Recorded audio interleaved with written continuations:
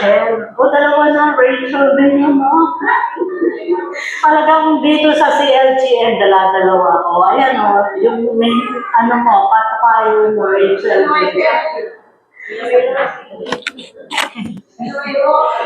O, ayan.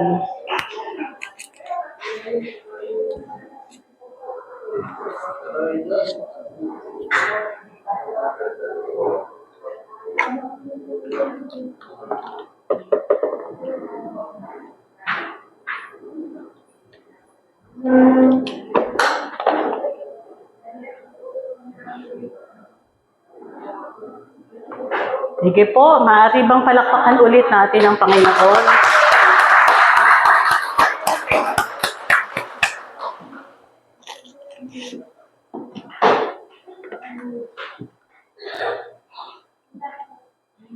Ginaw pa ba? Maginaw pa. Sa iba maginaw, sa iba mainit na. Oo, depende daw sa edad at depende sa nakasanayan ng katawan. Amen?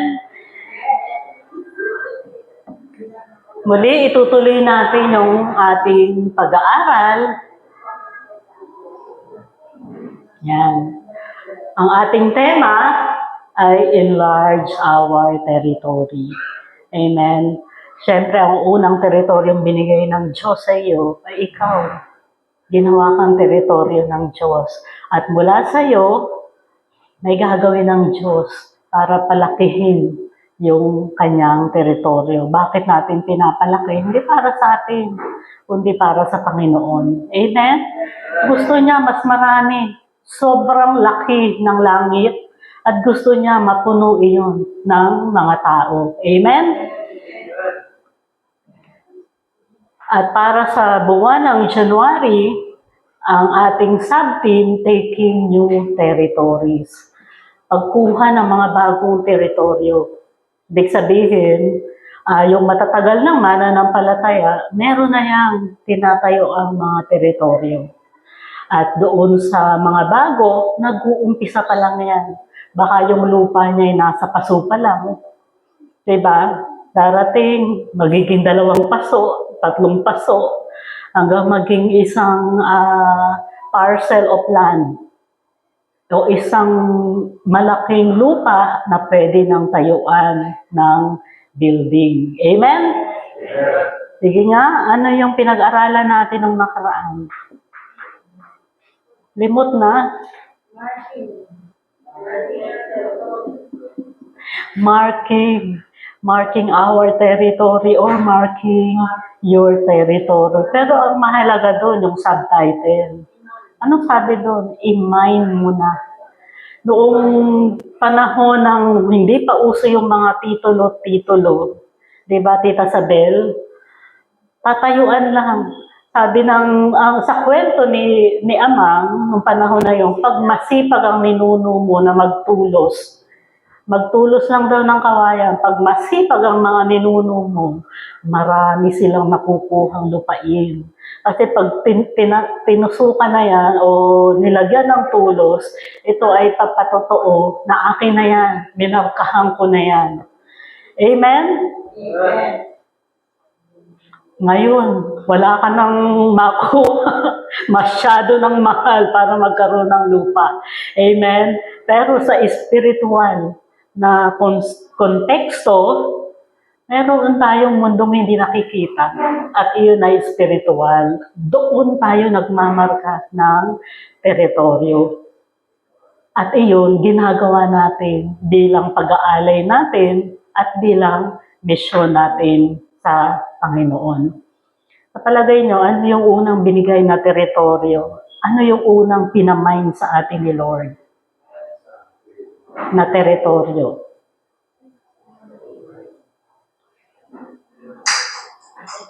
Wala. Siyempre, yung unang-una, yung tahanan mo, yung pamilya mo. Hindi mo yan pinili. Yung pamilya na kinabibilangan mo yan, iyan ang pinili ng Lord na maging pamilya mo. Amen? At yung tahanan na kinakapalooban mo, iyon yung minarkahan na ni Lord para sa iyo. Kaya ang pag-aaralan natin, mark your home as God's territory. Markahan ang iyong tahanan bilang teritoryo ng Diyos. At paano natin gagawin yan? Kasi gusto ng Panginoon, walang maiiwan doon sa pamilya na kinukuha niya. Amen? Gusto nyo bang maiwanan yung pamilya nyo? Nandito kayo, aakit kayo sa langit, pero may naiwan na mga mahal mo sa buhay. At iyan ang ating pag-aaralan dahil bilang mga mahal natin sa buhay, gusto natin makasama sila. Gusto natin ma-enjoy din nila yung buhay na kasama si Lord. Hindi natin alam kung sino yung Lord ng buhay nila ngayon. Maari yung Lord ng buhay nila, sarili nila. Bakit sarili nila yung Lord ng buhay nila? Kung sino ang nasusunod, yun ang Panginoon ng buhay mo. Sino nasusunod sa buhay mo? Si Lord ba? Ikaw ba? Asawa mo ba? Mga anak mo ba? Dapat si Lord. Pag si Lord ang masusunod at Panginoon ng buhay mo, lahat ay sa loob ng sambahayan mo ay ilalagay ni Lord sa ayos. Amen? Naalala ko nga, yung lugar na to, nung binili ni Ate Tita, hindi ko alam kung saan nagsimula. Pero iyon ay deklarasyon na ganun nga ang gagawin ng Panginoon. Ang tawag sa lugar na to, lupang pangako. Lupang pangako daw ito dahil ang lahat ng pumapasok sa bakuran na to ay pinagpapala at napagpapala. Amen? Totoo ba? Pag pumasok ba dito sa loob, nararanasan natin ang pagpapala? Amen. Hindi ko na matrace kung sino, kung kanino nag-umpisa, pero tinawag ang lugar na to na lupang pinagpala. Hindi lang ito ang lupang pinagpala. Lahat ng lugar na kung nasaan ang presensya ng Diyos, iyon ay lupang pinagpala. Amen? At kung nasaan yung anak ng Diyos na sinasamahan ng Diyos, iyon ay lupang pinagpala. Amen? Kahit ba yung bahay mo ay parang hindi lalanggamin, bakit din na nakasalalay sa tubig na to, Sister Marina? Diba? Lupang pinagpala yun dahil nandoon ang presensya ng Panginoon. Diba? Ayaw mo yung wala kang problema sa langgam. Dahil mahirap din yung maraming langgam sa bahay. Mag-iwan ka ng pagkain. Mamaya niyan, ang dami ng langgam. Amen? So muli,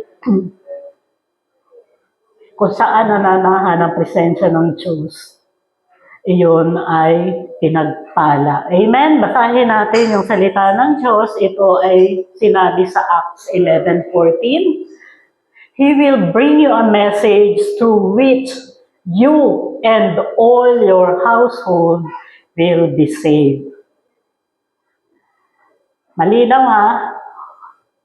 He will bring you a message through which you and your household will be saved. Yan ay pangako ng Diyos. Ikaw at ang buong sambahayan mo ay maliligtas. Basahin natin sa Tagalog. Ipapahayag niya sa iyo ang mga salita na kinakailangan mo upang ikaw at ang iyong sambahayan ay maligtas. Sa isang sambahayan, may nauunang maging mananampalataya. At kung sino yung nauna, nagiging responsibilidad niya na ipahayag yung narinig niyang balita na yun para sa ikaliligtas. Amen? Ito ay, kung babasahin niyo yung buong chapter 11, ito ay sinabi sa isang Roman soldiers O sabi niya, kapitan daw yun nung panahon na yun na si Cornelius. Sa English, Cornelius. Tagalog, Cornelio. Amen? Yun ay pinangako sa kanya. Kasi yung pamilya niya, namumuhay na sa katwiran. Pero hindi nila alam kung paano yung tunay na kaligtasan. Maaring maraming pamilya na namumuhay sa katwiran, mabuti namang tao, tumutulong sa kapwa, pero hindi yun ang makapagliligtas sa kanila. Ang makapagliligtas sa kanila ay yung ebanghelyo ng Panginoon, si Kristo lang. At dadagdagan pa natin to na bakit pinapatotohanan na pag may isa na naunang nanampalataya ay kukunin ng Lord yung buong pamilya na yun o yung buong angka na yun o buong sambahayan na yun para kanyang iligtas. Ito ay mula sa Acts 16:30-32. Ito naman ay nung nakulong si Pablo at si Silas na kumilos ang banal na spirito na nabuksan lahat ng prison doors, yung mga pinto ng kulungan, magpapakamatay na yung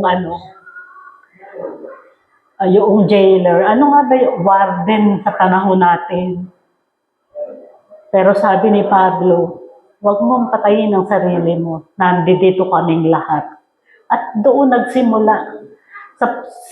Sa kanya namang sitwasyon, one sweep lang. Nanampalataya yung jailer o yung warden at noong punto na yon, maari isa, 2 araw o sa isang araw nangyari lahat, pero yung kanyang buong sambahayan ay nanampalataya. Amen?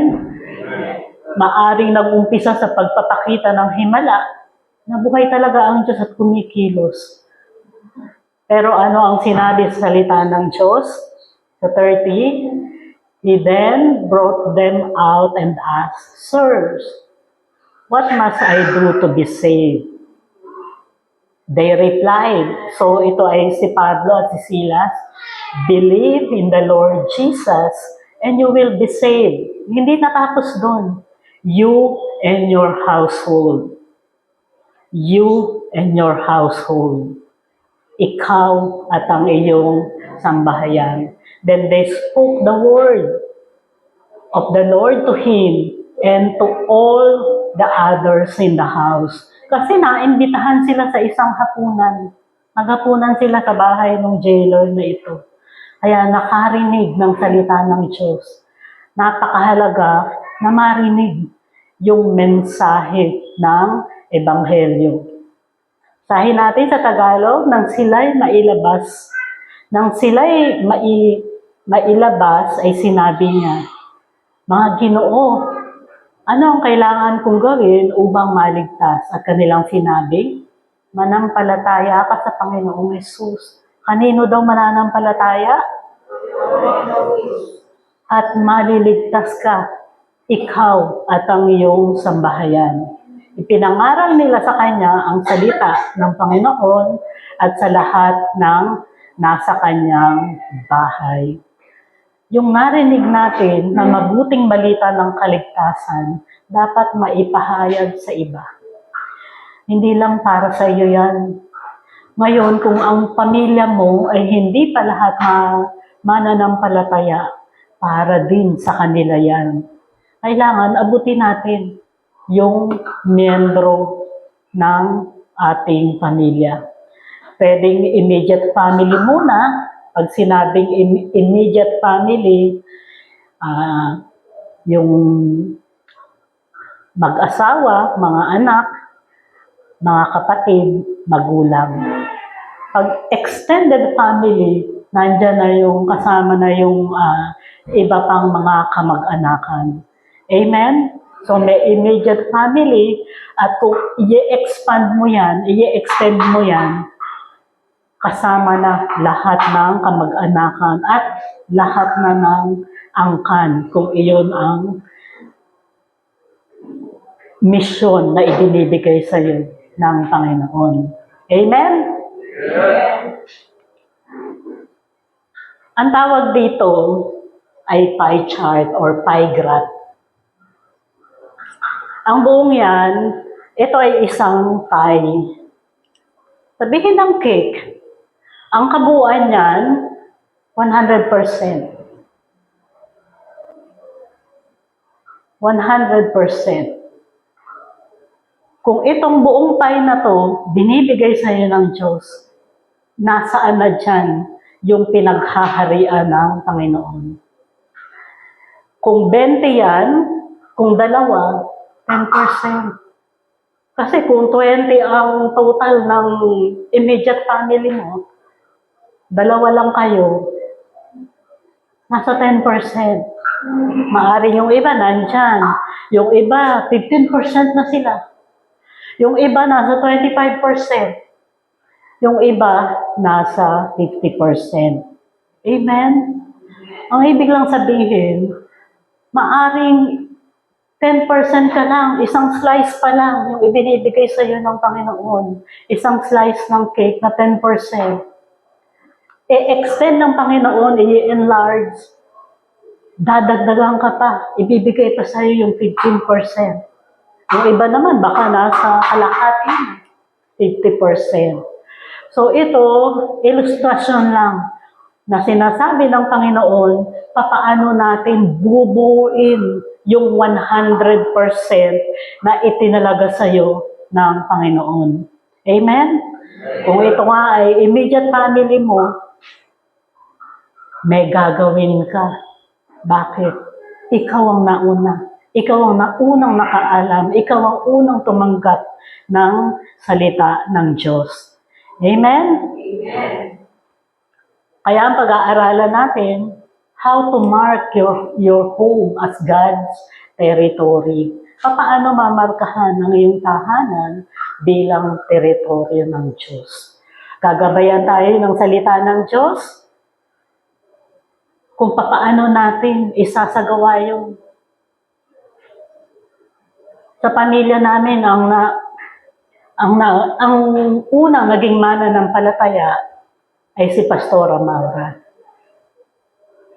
Tapos unti-unti, hindi ko alam kung gaano kahaba, ilang taon para makuha lahat o sumamba lahat, yung mga kapatid, yung mga magulang, yung aming mga magulang, mga kapatid, hanggang yung mga kapatid, yung mga anak ng mga kapatid. Amen. Baka kami ay nasa 90% na. Isang kapatid yung nawawala na hindi pa sinasama sa kawan ng Diyos. Amen?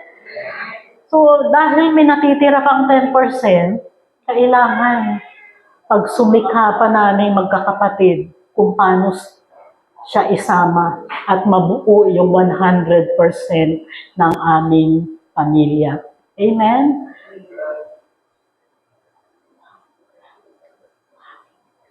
So, meron tayong 5 pag-aaralan at yung ang unang dapat gawin ng isang mananampalataya na lalakaran nito, napapalawakin yung teritoryo ng Diyos sa kanyang tahanan o sa kanyang tambayan. Una, dedicate your home to God. Ihandog mo ang iyong tahanan sa Diyos. Bakit pinabibless yung tahanan? Bakit dinededicate yung tahanan? Dahil hinahandog mo yun sa Panginoon. Parang sinabi mo na, alibawa, yung sa bagong mag-asawa, 2 pa lang sila, wala pang anak, namumuhay na sila ng hiwalay, nagsasarili, pareho mananampalataya. Tuwing magdadagdag ang Panginoon ng anak o ipapasok sa tahanan na yun, dapat yun ay maging sakop ng teritoryo ng Diyos. Amen? Kaya malaki yung responsibilidad ng mga magulang. Na yung mga anak ay magkakaroon ng tunay na relasyon sa Diyos. at makikilala at sasamba sa tunay na Diyos. Amen?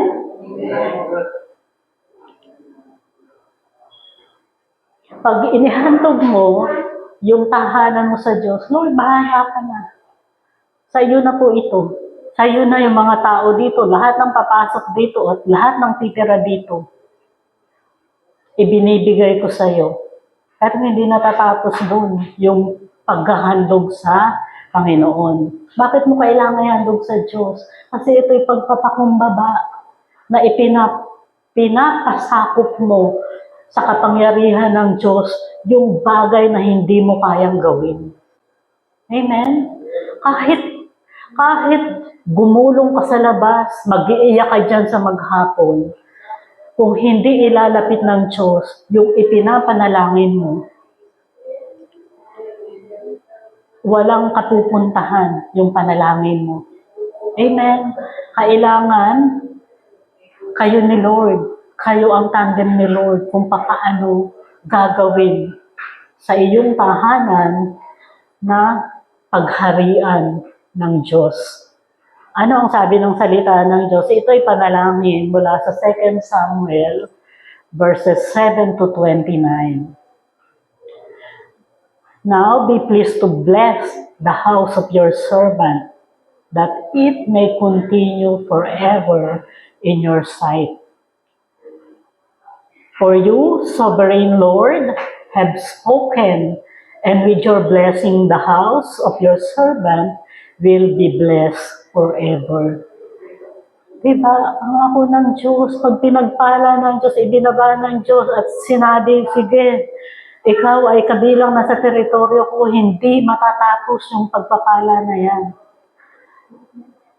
Hindi maaampat dahil hindi yung pagpapala ng Diyos ay walang katapusan. Sabi dyan, forever. So may forever na pagpapala hanggang sa langit. Makakamta natin yung pagpapalang tuloy-tuloy sa Tagalog.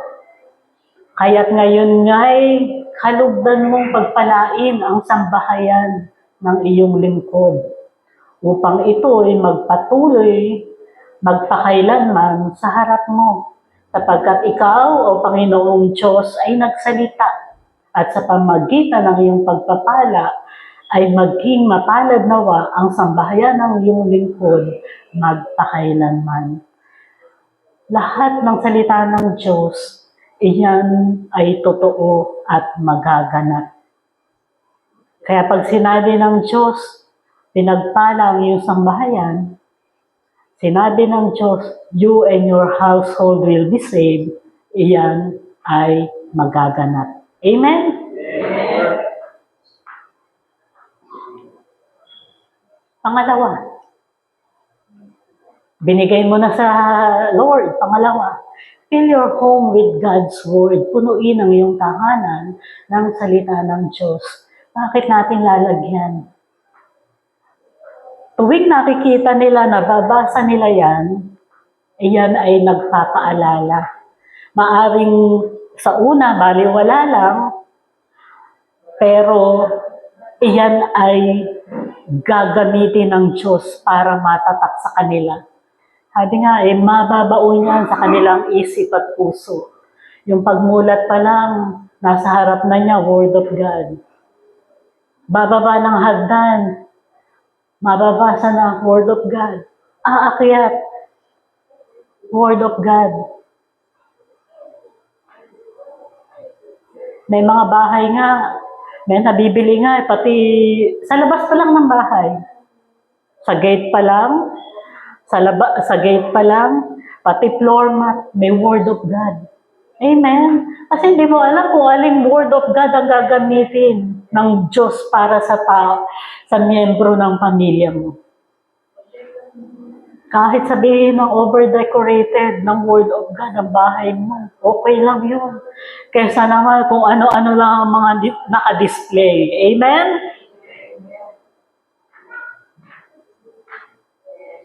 Nung kapanahunan nila, wala pang nabibiling ganyang naka-frame, mga ididikit na lang sa wall.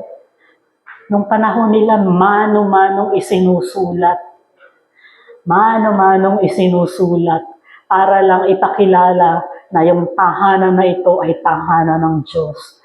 Nasa tahanan na to, ang nakatira dyan ay mga anak ng Diyos. Amen? At ito ang sabi ng Diyos sa kanyang salita. In Deuteronomy chapter 6 verses 6 to 9, these commandments that I give you today are to be on your heart. Saan daw una? Sa puso. Isusulat mo sa iyong puso.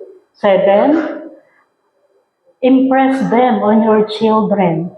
Talk about them when you sit at home and you walk along the road, when you lie down and when you get up. Parang paggising at hanggang pagtulog, hindi mo iwawaglit yan. At kanino mo sasabihin? Kung sino yung kasama mo sa bahay, kung sino yung kasama mo sa kwarto. Lalo na doon sa mga batang maliliit. God, pwede mo na yung basahan ng Word of God. Amen?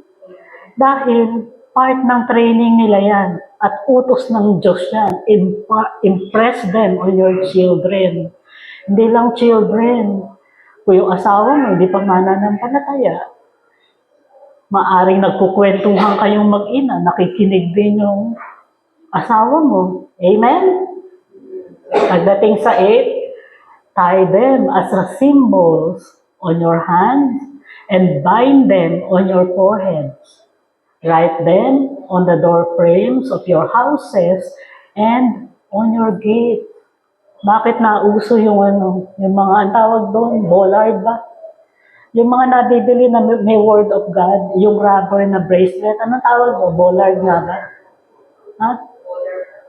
Bollard. Well, yun na nga yun. Basta. At yung panahon nila, nagsusulat sila sa pinantatali dito. Amen? Pag nakatali dito yan, lahat ng nakakasalubong, mababasa niya. Amen? Pero naglalakad ka, meron kang sabihin na yung panyo mo, itinali mo, tapos may Word of God. Ang nakalagay lang ng Jesus is Lord. Ay, hindi po pwedeng hindi mabasa ng nakasalubong mo. Amen?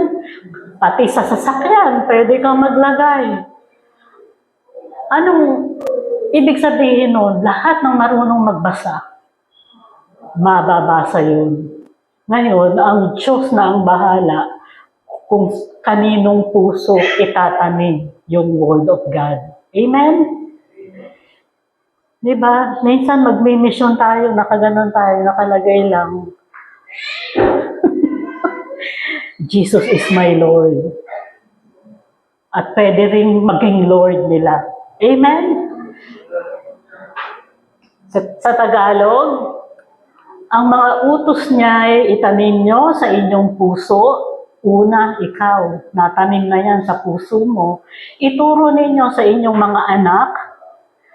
Pag-aralan ninyo ito sa inyong tahanan.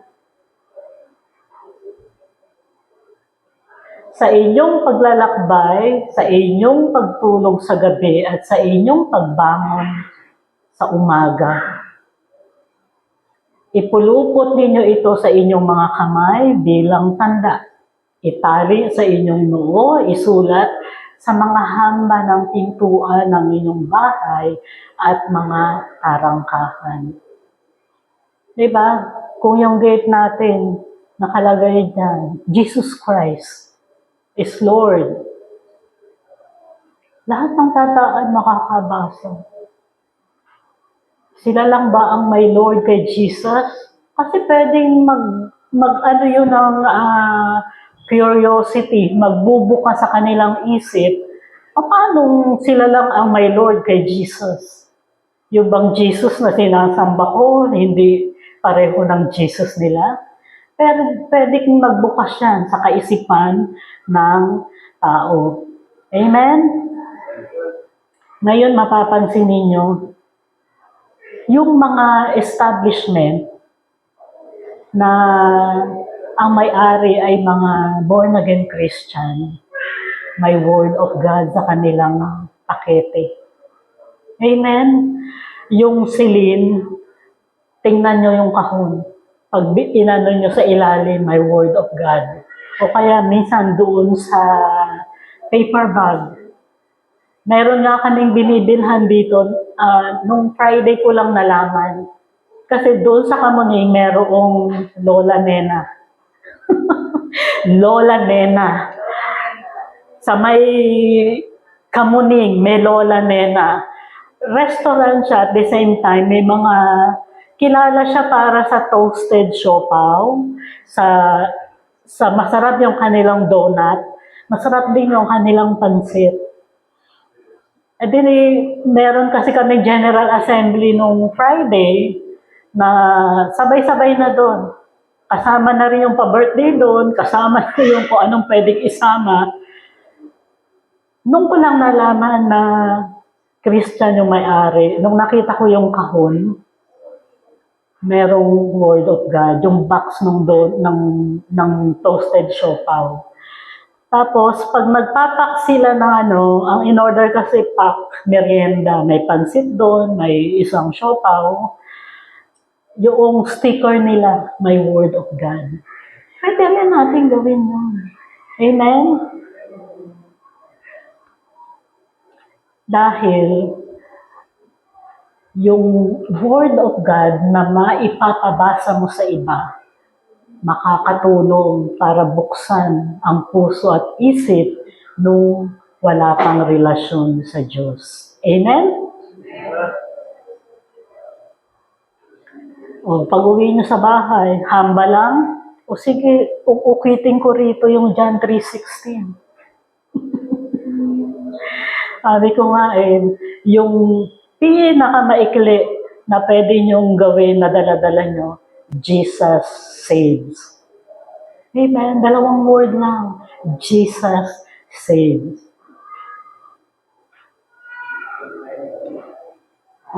Isang araw may lalapit sa'yo, paano ba nagliligtas si Jesucristo? Dapat handa ka sa mga pagkakataon na gano'n. Amen? Pangatlo, intercede for your family. Mamagitan para sa iyong pamilya. Ano ba yung pamamagitan? Nakikiusap ka sa Panginoon.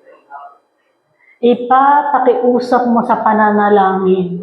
Lord, buksan mo po, ilapit mo po yung aking asawa, yung aking mga anak, yung aking mga magulang, yung aking mga lolo, lola, yung aking mga tita, ang aking mga kapatid. Ilapit mo po sa iyo. Nawa ay matutunan nila yung daan ng kaligtasan, yung daan ng walang hanggang buhay. Amen? Hindi lang yan isang beses. Pag sinasabing nag-i-intercede, habang hindi nagaganap yung pangako ng Diyos, hindi ka titigil sa pakikiusap, hindi ka titigil sa pananalangin. Kaya nga, ang sabi ng salita ng Diyos, di ba, pray without ceasing. Sa 1 Thessalonians 5:16, kung hindi ako nagkakamali. Manalangin ng walang patid. Pag walang patid, bawat hininga mo, bawat paghinga mo, kasi wala namang patid yung paghinga mo, di ba? Pag napapatid yan, kakabitan ka na ng pang tulong. Amen?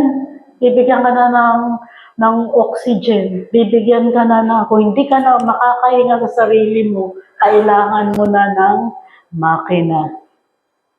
Amen? Kaya panalangin natin sila. Kasi mabigat sa puso, mabigat sa na pupunta ka rito, hindi mo kasama yung buong pamilya mo. Amen?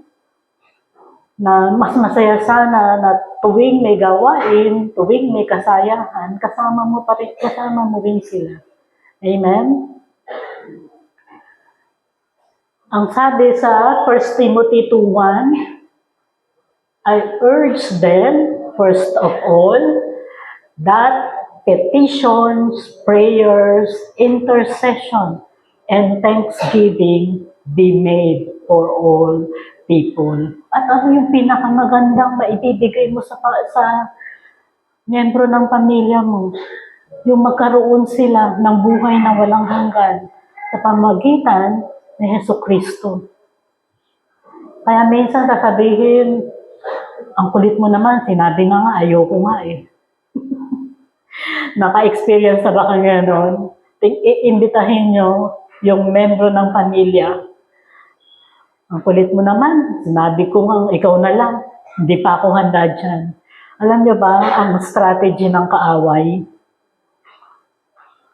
Yung strategy ng kaaway, sabihin sa tao na mahaba pa ang buhay niya. Mahaba pa ang panahon na ang pakiramdam ng tao, hindi pa siya mamamatay, marami pa siyang magiging pagkakataon. At iyan ang tinatanim ng kaaway. Pero ang totoo, si Lord lang nakakaalam kung hanggang saan ang buhay mo. Amen? Yung iba nga may cancer, tinataningan. Sasabihin, 2 months, 3 months, pero yung iba, pinapagalingan, Lord. Yung iba, umaabot pa ng taon. Amen? Samantalang yung isang tao na malakas, nakatayo lang sa gilid ng kalsada, nasa gasaan, patay. Amen? So, hindi mo masasabi na kung bata ka, mahaba pa yung buhay mo. At yan ang tinatanim sa tao. Hindi pa. Na para bang ang buhay nila dito sa lupa ay mahaba pa, hindi pa magwawakas. At hindi pa sila, ang totoo, hindi sila handang humarap sa Diyos. Amen? Sige nga, sino dito handa na humarap sa Diyos? Tatatlo lang kami. Dapat araw-araw handa tayong humarap sa Diyos. Amen? Dahil araw-araw, baka iyon na yung last mo. Hindi ako nananakot, pero iyon ay realidad. Amen? Yung bata nga kumain ng candy na nabulunan, di ba? Aakalain ba ng mga magulang na yun? Iyon na pala yung magiging bitsa ng buhay niya.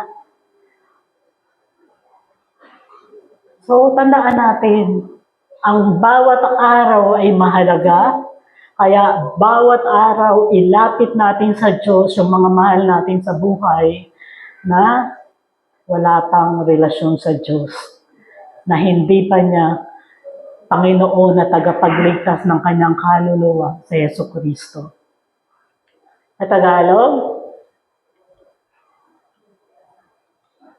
una sa lahat ay isinasamo ko na gawin ang mga paghiling, mga pananalangin, mga pamamagitan, at mga pagpapasalamat tungkol sa lahat ng mga tao.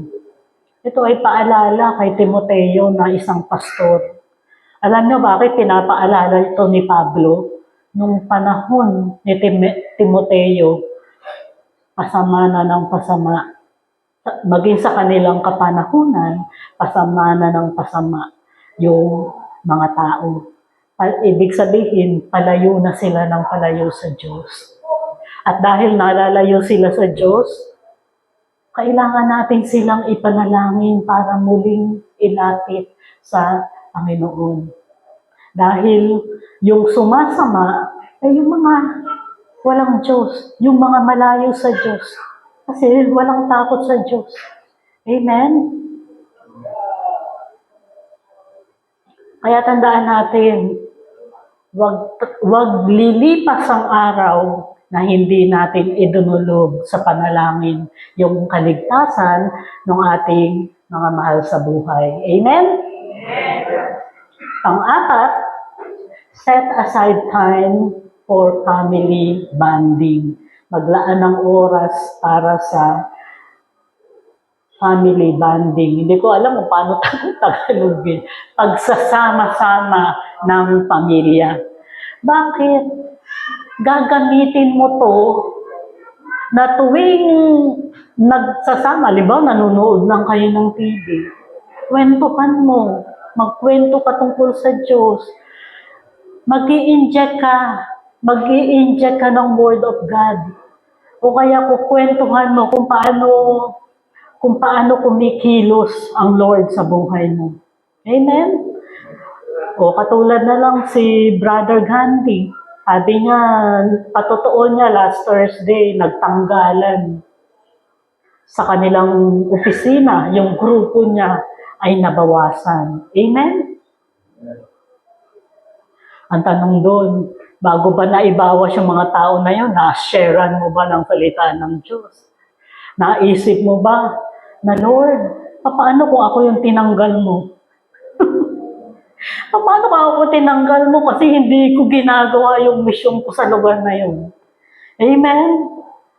Gawin natin. May pagkakataon, yung iba rito, yung mga magulang nila, hindi pa mananampalataya. Mga kapatid, na tuwing magtitipon, i-ano natin na mai-inject natin yung Word of God. Gamitin natin yung oras na yun. Kahit ba, halimbawa sa reunion, kahit ba pag kinausap mo, ang sagot sa iyo, Amen. Yung sarcastic, may halong panunuya. Huwag niyong pansinin yun. Huwag niyong pansinin yun. Parang kinumusta mo lang, kumusta ba? Amen, ang sagot sa iyo. Huwag kayong ma-offend. Alam niyo, kung sino ang kung sino ang mas nasasaktan, ang Lord, hindi ikaw. Amen. Medyo masakit lang dahil parang panunuya, pero maggawin mo lang. Si Lord na ang bahala sa kanila. Amen? Minsan, halimbawa, sama-sama yung pamilya, dadating ka. Yung mga kapatid mong nandoon, hindi mananampalataya. Ayan na si Praise the Lord. Diba? Ayan na si Praise the Lord. Obedi salamat. Di nila alam na papapurihan nila ang Diyos. Dahil sa pagdating mo, nag-praise the Lord sila. Amen. Sa una, hindi kasi nila naiintindihan. Pero tayo bilang naghahatid at naghahayag ng salita ng Diyos, don't take it personally. Huwag masyadong sensitibo, huwag masyadong dibdibin yung mga sinasabi nila. Ang dibdibin mo, yung magawa mo, yung pinapagawa ng Lord. Kasi sayang yung mga pagkakataon na ibibigay. Kung mga gathering yan, bago ka pumunta doon, manalangin ka na. Lord, sino po ba yung gusto mong kausapin ko? Lord, sino po ba yung gustong sharean? Kasi dapat may tinatarget kang tao sa araw-araw. Amen? Para alam mo na, kasi tuturuan ka ng Lord, ituturo sa iyo ng Lord kung sinong kakausapin at kung ano ang salitang ibibigay sa kanila. Kasi kung hindi nyo ginagawa yung quality time na nag-uusap-usap lang kayo, nagkukwentuhan, tapos nagkwento yung anak mo, may problema pala sa school, o habang kumakain, napapayuhan mo, nabibigyan mo ng salita ng Diyos. At pwede na naipag-pray ninyo bilang pamilya. Amen? Kaya wag nating sayangin yung mga pagkakataon. Hindi natin alam kung ano yung araw na huli na pala nila. Napakaraming kaparaanan para abutin ang mga mahal natin sa buhay. Maraming kaparaanan. Araw-araw bigyan mo ng verse. Hindi lang good morning. Araw-araw bigyan mo ng verse. Basahin niya, hindi, basta bigyan mo, padala ka lang ng padala. Ang araw, gagamitin na yun ng Panginoon para itanim yun sa kanyang puso at magbukas siya para sa salita ng Diyos at magbukas siya para magkaroon ng relasyon sa Panginoon. Ang sabi ng salita ng Diyos sa 1 Thessalonians 5:11, therefore, encourage one another and build each other up, just as in fact you are doing. Tuloy lang, tuloy lang. Hindi mo nakakasama, hindi na kayo nag-uusap. O ayaw kang kausapin mo lang ng kausapin. Sabi nga, may pagkakataon, makakapasok din ang salita ng Diyos. Walang imposible sa ating Diyos. Yung pusong bato, sabi niya, kaya niyang palitan ng pusong laman. Yung masawayin ba?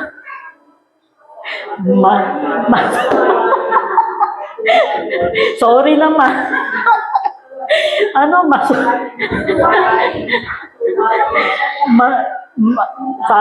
Masuwaying puso, pwede niyang gawing masunurin. Amen? Kaya yun ng Lord. Pero, bigyan natin ng pagkakataon kung kayo naman sa pamilya buo na, kailangan yung lumabas. Bisitahin nyo yung mga kamag-anak. Halimbawa, birthday, kahit hindi ka invited, pumunta ka, dala mo ng cake, kung may pamili ka ng cake. Kung ang pera mo lang ay isang cupcake, bigyan mo lang na isang cupcake. Ewan ko kung hindi matuwa yun. Amen? Kasi, bakit?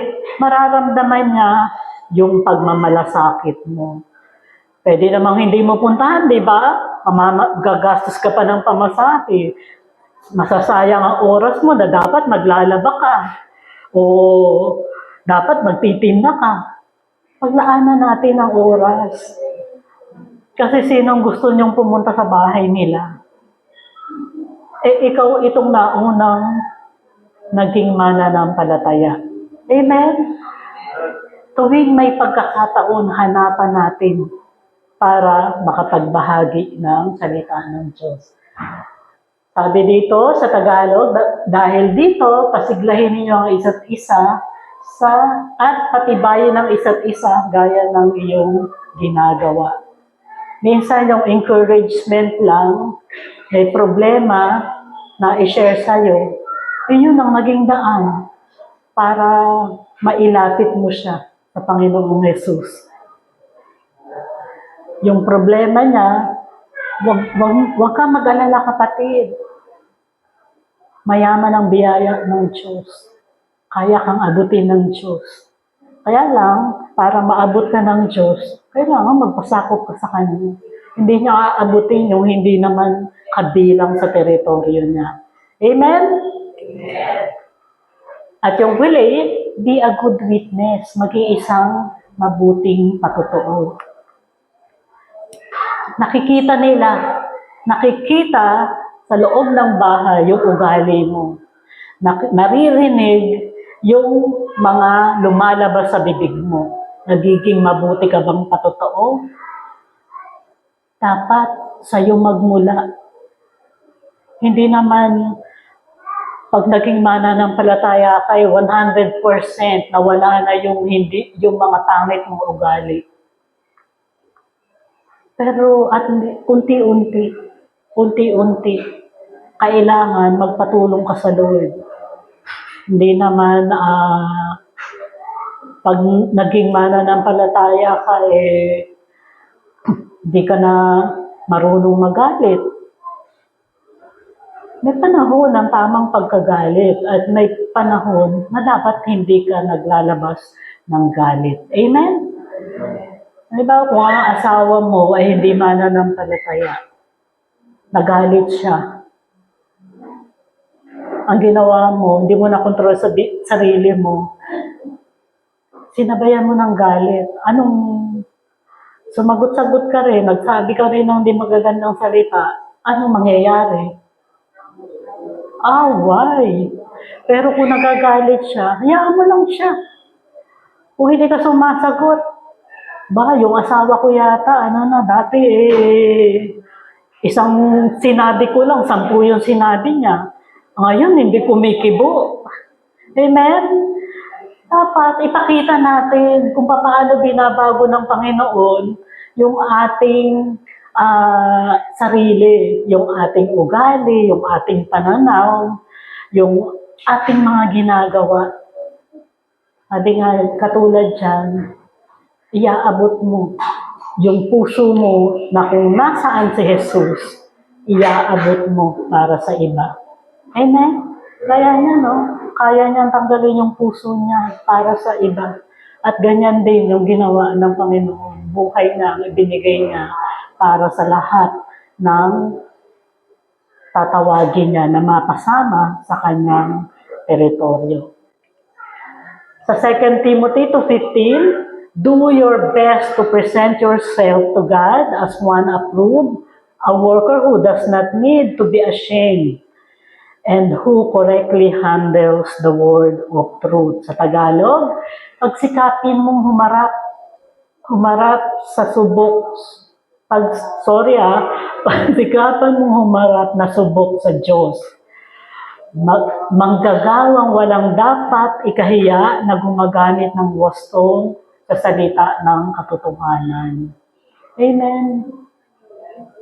Ibig sabihin, kung ikaw ay kilala na mananampalataya, may expectation ng tao.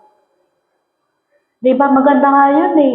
Ibig sabihin, alam nila yung pamantayan ng isang mananampalataya. Kaya nga nasasabi nila, bakit ganyan yan? Akala ko ba born again Christian yan? Meron na silang kaunawaan na ang Kristiyano ay yung sinasabi doon sa Galatians 5:22, may pag-ibig, may pagpipigil sa sarili, may kabaitan, yung mga bunga ng Espiritu nakikita na. Amen? Kaya huwag nating ipahiya ang ating Panginoon. Dala natin ang kanyang pangalan. Dapat kahit kanino tayo humarap, hindi mapapahiya si Lord. Amen? So, balikan lang natin yung ating pinag-aralan, mark your home as God's territory. Walang ibang magandang lugar. Wala nang ibang maganda na pwedeng sumakop sa pamilya mo, kundi ang Panginoong Jesus. Kaya markahan na natin yung ating tahanan. Pag-uwi natin, gawin na natin yung pagmamarka na yan kung hindi nyo pa nagagawa. Una, dedicate your home to God. Ihandog ang iyong tahanan sa Diyos. Pag sinabing tahanan, kasama dyan yung mga tao na nasa loob ng tahanan. Hindi yan yung structure, hindi yan yung building. Kasama dyan yung mga tao na nasa loob. Pangalawa, punuin ang iyong tahanan ng salita ng Diyos. Kung hindi mo kayang sabihin, ilagay mo sa nasusulat. Amen? Halimbawa, tapos ka na sa pagsasabi, umpisahan mo muna isang frame, pangalawang frame, pangatlong frame. Yung araw-araw na madadaanan at makikita at mababasa. Amen? Pangatlo, intercede for your family na magitan. Nakalimutan na yung helmet. Ilapit natin araw-araw sa Diyos. Ipanalangin natin sila. Hindi tayo titigil hanggat hindi sila nasasakupan ng Diyos. Pang-apat, set aside time for family bonding. Maglikha tayo ng mga oportunidad na nagsasama-sama yung pamilya o sa na magkakasama yung pamilya, makakapagbahagi tayo. At yung panglima at isa sa pinakamahalaga, maging patotoo ka. Maging isang mabuting patotoo ka ng binago ng Panginoon, ng pinaghaharian ni Jesucristo, ng naglilingkod sa Diyos. Amen? At dito na ako magtatapos. Ang sabi dito sa Psalm 121 verse 1, ito ay awit ni Haring Solomon. Unless the Lord builds the house, the builder labor in vain. Unless the Lord watches over the city, the guards stand watch in vain. Kung wala ang Diyos dyan, yung binubuo mo, walang mangyayari, mananatili ang sira. Sa Tagalog, malibang ang Panginoon ang magtayo ng bahay, ang mga nagtatayo nito ay walang kabuluhang nagpapagod. Malibang ang Panginoon ang magbantay sa lungsod, ang bantay ay nagpupuyat ng walang kabuluhan. Dapat ipasakop natin sa Panginoon. Kaya sa panahon ngayon, bakit ang daming broken families? Bakit ang daming broken homes? Wala sila sa tamang pundasyon. Ang pundasyon ay ang Panginoong Jesus. Amen? Kahit isa ka pa lang, ikaw na ang nagsisimula ng pundasyon sa loob ng iyong tahanan.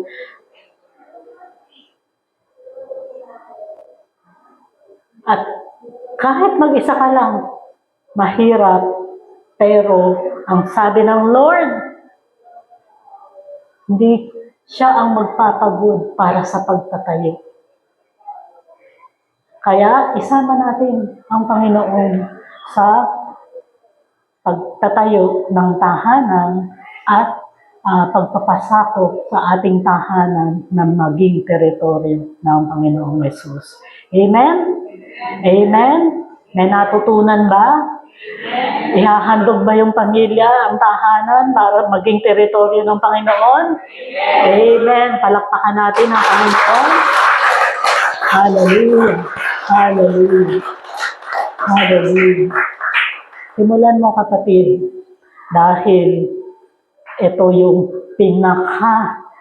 magandang laban na gagawin mo para sa Diyos.